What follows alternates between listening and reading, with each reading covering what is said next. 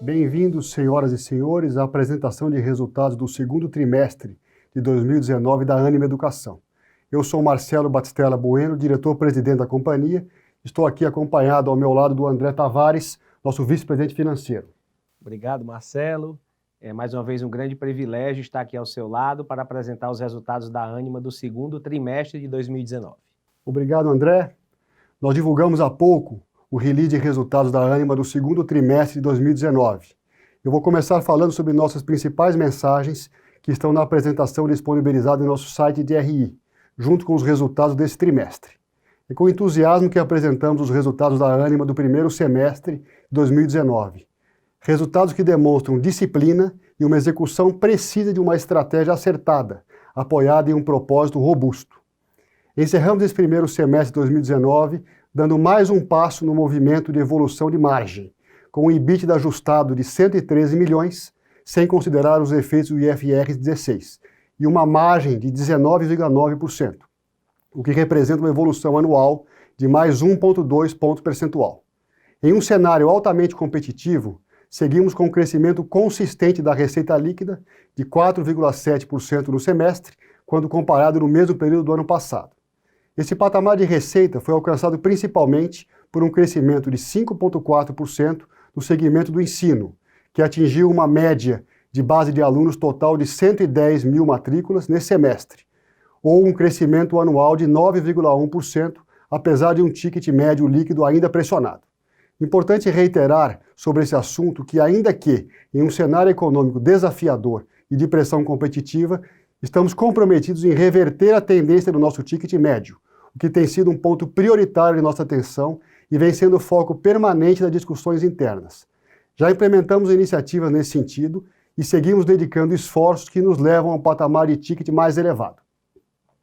Falando sobre o resultado do ensino, que na sequência o André vai apresentar de forma mais detalhada, as unidades de nossa operação base, ou seja, nossas unidades maduras, apresentaram uma receita líquida que não nos surpreendeu, ou por estarem impactadas por desafios de captação e no ticket. Contudo, reportamos crescimento da margem operacional no período, por conta da execução plena do E2A, um modelo acadêmico implementado integralmente em 2018, e da gestão granular das despesas. No bloco das aquisições, superamos os desafios enfrentados e retomamos a curva de crescimento, tanto da receita líquida quanto do resultado e das margens operacionais, que seguem em direção às margens da operação base. Já nas unidades do nosso projeto de expansão orgânica, Q2A, comemoramos um crescimento de cerca de 150% da receita líquida, gerando um resultado operacional de 12,3 milhões e uma margem de 16,3%. Desempenho esse acima de seus planos de negócio em cenário base. Nossa captação e evasão seguem melhorando a cada ciclo. Nesse semestre, divulgamos o 5º ciclo de captação com crescimento, com a maioria de nossos alunos sem nenhum tipo de financiamento. E mesmo assim, ainda que com uma base maior de calouros, conseguimos reduzir a taxa de evasão dos nossos alunos da graduação, que atingiu 6,7% no segundo trimestre de 2019. Por fim, como todos vocês devem ter visto, anunciamos no dia 5 de agosto a aquisição da rede de ensino AGES, localizada no nordeste da Bahia e na região centro-sul de Sergipe, com 5.600 alunos e 2 cursos de medicina, ambos do estado da Bahia, um já autorizado na cidade de Jacobina, com 85 vagas anuais, e outro na cidade de Irecê, com 50 vagas em fase final de autorização. Sobre essa importante transação, que marca a entrada da Ânima na região nordeste do Brasil, vamos dedicar uma parte especial ao final desse vídeo. Aqui, eu gostaria de reforçar publicamente o agradecimento ao professor Wilson e à sua equipe, pela confiança em nós depositadas para a continuidade desse tão respeitado legado. Dessa forma, iniciamos o segundo semestre do ano preparados para viver o futuro através de um projeto acertado, que se constrói junto, com legitimidade e propósito, associado a uma intensa dedicação para a execução rigorosa do planejado. Agora passo a palavra ao André. André, pode prosseguir, por favor. Obrigado, Marcelo. Eu vou seguir então a apresentação, iniciando com o resultado do semestre. Como o Marcelo já destacou, encerramos o primeiro semestre do ano com o EBITDA ajustado, excluindo o efeito do IFRS 16, de R$ 113 milhões, o que representa um crescimento de 11,7% em comparação ao primeiro semestre de 2018. A margem atingiu 19,9%, ou 1,2 ponto percentual superior ao mesmo período do ano passado, seguindo o movimento consistente de evolução positiva. Agora, passando a nossa receita líquida consolidada, apresentamos um crescimento anual de 4,7%, totalizando 567,3 milhões, alavancada pelo crescimento de mais de 5% no segmento do ensino, porém parcialmente neutralizada por uma contração de cerca de 12% nos outros negócios, que veremos em detalhes mais adiante. Abrindo os resultados financeiros pelo ensino, nós vemos um crescimento de 5,4% na receita líquida do semestre, conforme mencionado, que totalizou 546,2 milhões de reais. Já o resultado operacional desse segmento chegou à marca de 166,3 milhões, com a margem de 30,4% e uma expansão de 0,7 ponto percentual em relação ao primeiro semestre de 2018. Passando pela evolução da base de alunos, nós apresentamos um crescimento de cerca de 9% em comparação ao primeiro semestre de 2018, encerrando este semestre com uma média de 110 mil alunos matriculados. Excluindo as aquisições feitas ao longo de 2018, o crescimento foi de 5%. Já olhando para a base de alunos da graduação, fica claro que essa evolução da base total se deu principalmente por um aumento de 11,4% de alunos da graduação, que atingiu aproximadamente 100 mil alunos neste segundo trimestre de 2019. Além das boas performances na captação, nós apresentamos uma melhora também na taxa de evasão, atingindo o patamar de 6,7%, uma melhora de 0,2 ponto percentual na comparação anual. Importantíssimo destacar que, historicamente, o aumento da base de calouros implica em um aumento proporcional das taxas de evasão pela reconhecida maior propensão à evasão nos primeiros semestres do curso. Por outro lado, estatisticamente, os alunos financiados são menos propensos a evadir. Assim, com o crescimento que temos observado em nossa captação e o aumento progressivo dos novos entrantes em nossa base, em sua grande maioria sem qualquer tipo de financiamento, a melhora na taxa de evasão reportada é proporcionalmente ainda maior. Esse desempenho reflete, entre outras iniciativas, o impacto do projeto J2A, Jornada do Aluno Ânima, que tem desenvolvido soluções para a melhoria da experiência do aluno em toda a sua jornada acadêmica. Agora, olhando especificamente para o assunto do financiamento estudantil, destacamos que encerramos o primeiro semestre de 2019 com aproximadamente 12% da base de alunos da graduação com FIES e 9% com financiamento do Pra Valer. Seguindo a apresentação, nós mostramos que o primeiro semestre do ano foi encerrado com um ticket médio líquido de R$ 835, excluindo as aquisições realizadas em 2018, o que significa uma contração de 2,5% em relação ao mesmo período do ano anterior. Isso foi influenciado principalmente pelo aumento de bolsas, especialmente pela campanha do Mérito Enem e dos alunos transferidos de outras instituições. Como o Marcelo bem destacou, nós estamos fortemente focados nesse assunto e temos implementado iniciativas e dedicado muitos esforços para elevar o patamar do ticket. Fechando o segmento de ensino, reportamos, como temos feito, a evolução das margens operacionais, segmentando em 3 grandes blocos: base, aquisições e expansão orgânica, que considera o estágio diferente de maturação de cada unidade.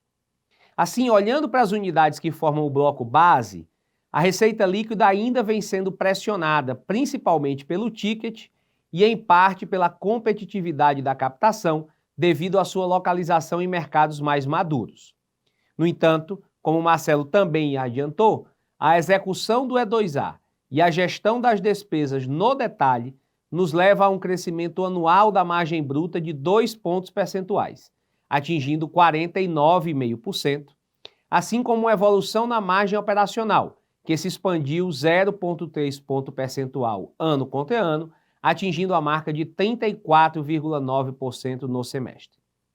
Já com relação ao bloco das aquisições, onde temos a Unisociesc, a Una Bom Despacho e Una Uberlândia, os desafios enfrentados em 2018 já estão superados e nós retomamos a curva de crescimento, tanto da receita líquida quanto do resultado e da margem operacional, chegando a 20 milhões de reais neste semestre, ou 23,1% de margem, o que representa um ganho de 8,3 pontos percentuais versus o primeiro semestre de 2018, nos aproximando progressivamente das margens da operação base.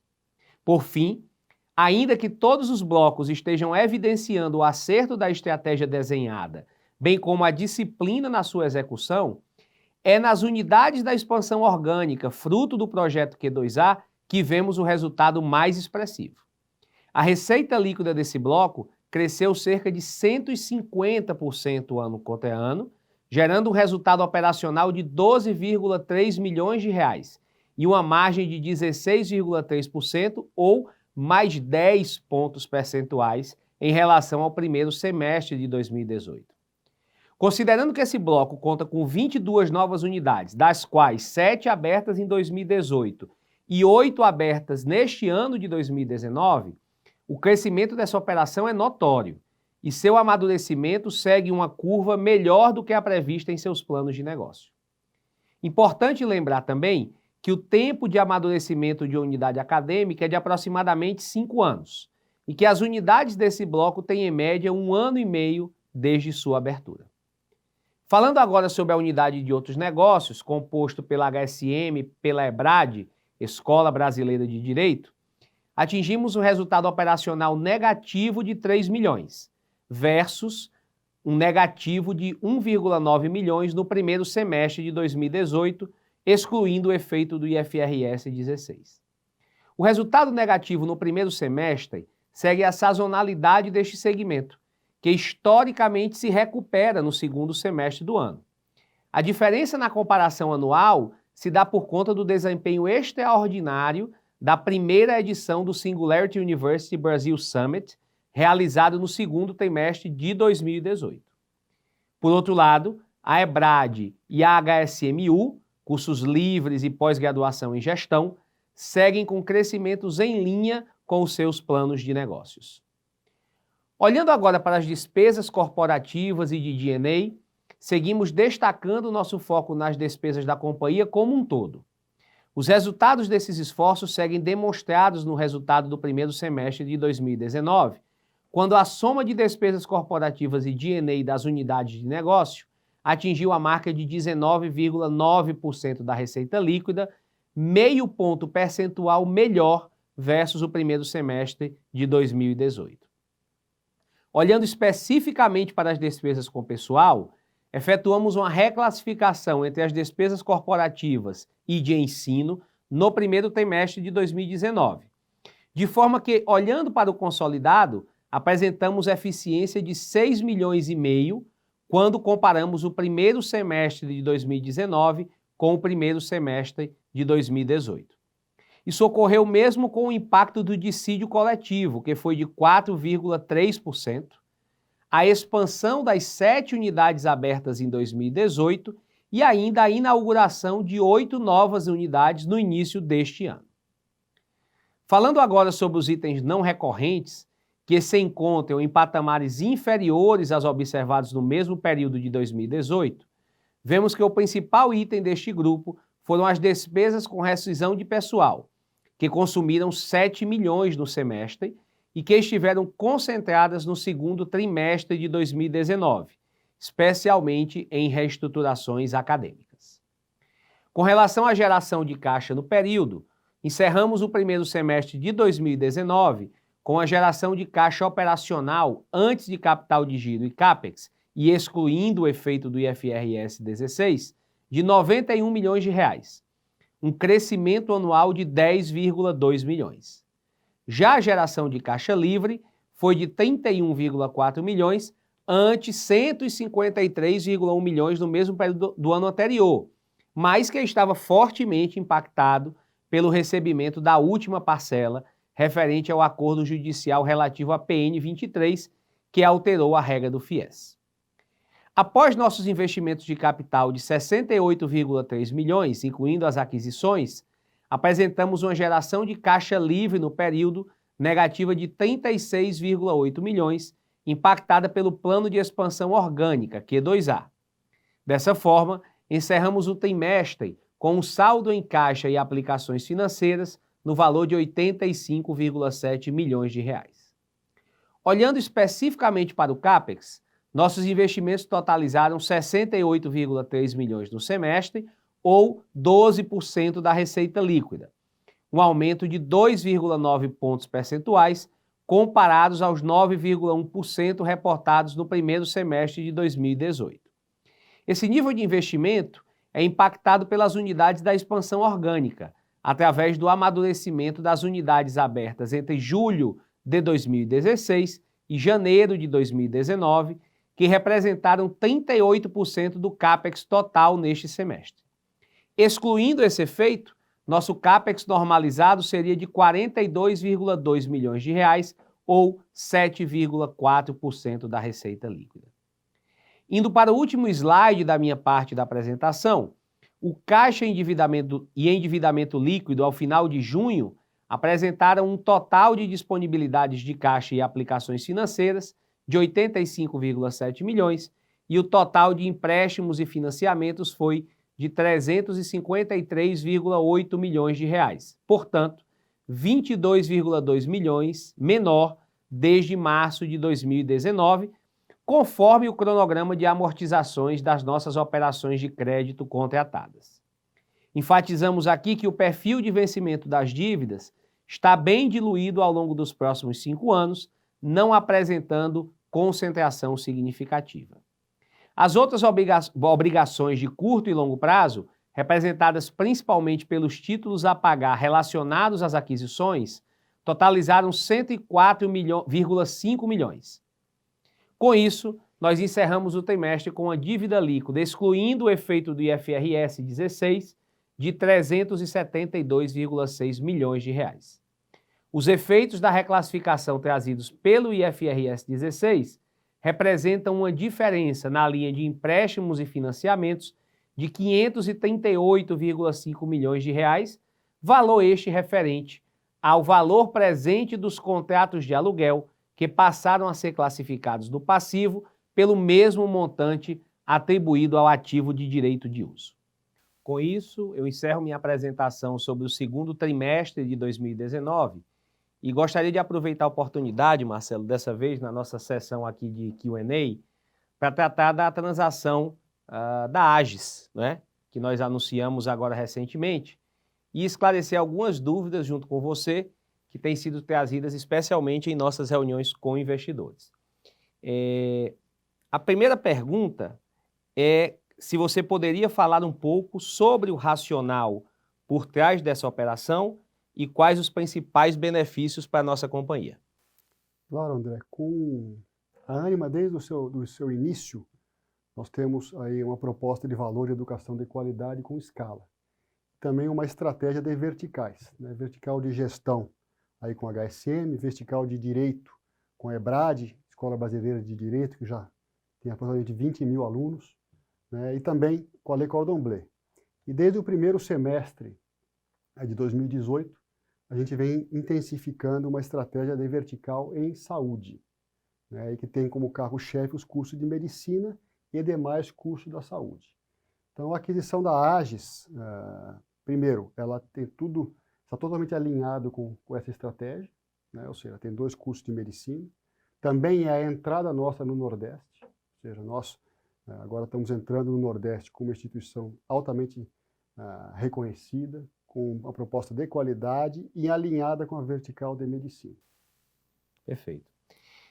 Uma outra questão que tem surgido, geralmente, nessas reuniões que a gente tem abordado o assunto da Ages, é sobre o CAPEX desses cursos, especialmente dos cursos de medicina, né?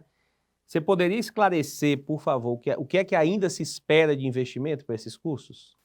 Claro, no caso da AGES, o CAPEX de Jacobina já está praticamente feito, porque já está em operação, né, e o CAPEX de Irecê também, porque Irecê já recebeu, inclusive, a visita de reconhecimento do MEC. Então, acho que o efeito de CAPEX para esses dois cursos não será relevante. Perfeito. E uma terceira pergunta, Marcelo, que também tem sido frequente, é sobre a alavancagem da companhia com essa transação. Se você me permitir, eu vou tomar a liberdade de responder essa questão. Com certeza. Obrigado. A nossa alavancagem com essa operação da AGES, ela fica em torno de 2,7 vezes o EBITDA projetado para 2019, o que a gente entende ainda que é uma alavancagem bastante confortável, mas até mais importante do que isso é quando a gente olha para o crescimento da Ânima e o crescimento da AGES especificamente, é que a gente vê uma curva de desalavancagem muito forte, com 2020 já vindo para baixo de 2,5 vezes e 2021 até caindo de 2 vezes. Então, nós estamos muito confortáveis com a trajetória da alavancagem, especialmente se a gente entender que estamos num momento de taxas de juros no nosso país bastante interessante para esse movimento de alavancagem, não é?